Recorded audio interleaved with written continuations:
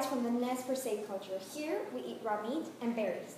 In our ethnicity, it's really hard to get fire, as we have to wait for lightning to strike a tree. I will conceive fire as the last factor I accomplish.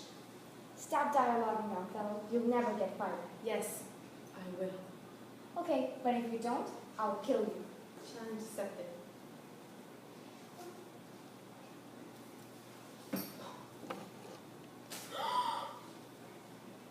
Fire!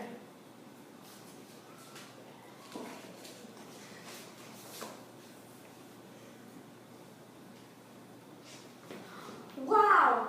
Fire! Where's the juvenile? I guess we'll never see him again.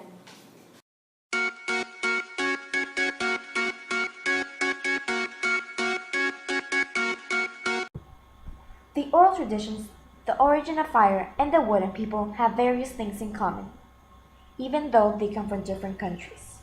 First of all, they both show how humans have changed their perception of who controls the world. And both humans are subservient to their gods. In the origin of fire, the thing who rules the world is the great power, and they believe this power can't do anything to you, even destroy you.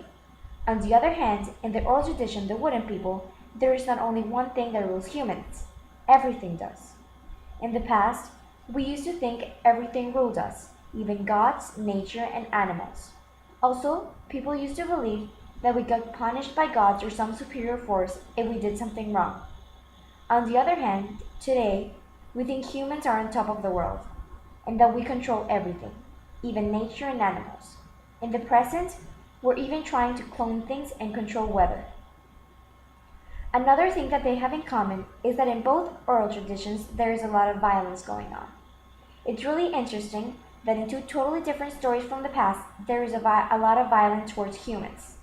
Maybe this is because in the past, having and being that violent was normal. Also, when people die now, we honor them with ceremonies.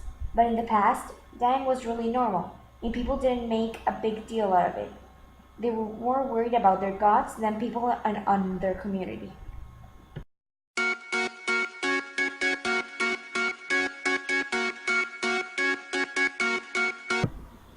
In my oral tradition, the origin of fire, the hero is the boy. The boy is gifted because the great power decided to give him fire. And that is not a really common thing, so that boy should have something special. Also, the hero is determined. He didn't care if everyone said it was impossible to get fire. He went against what everyone said to get what he wanted. He's also brave. In his place, I would have been terrified to get struck by lightning, and I would be scared to burn.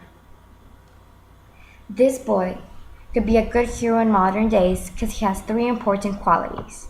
He's brave, gifted, and determined. Nowadays, to be a hero, you need to not be afraid of anything or anyone. You need to fight for what you want, even though people will disagree with you.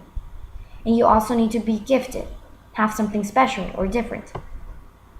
An example of a hero that would have these three characteristics would be a policeman in Tijuana. No one can disagree that they have to be brave to do their job.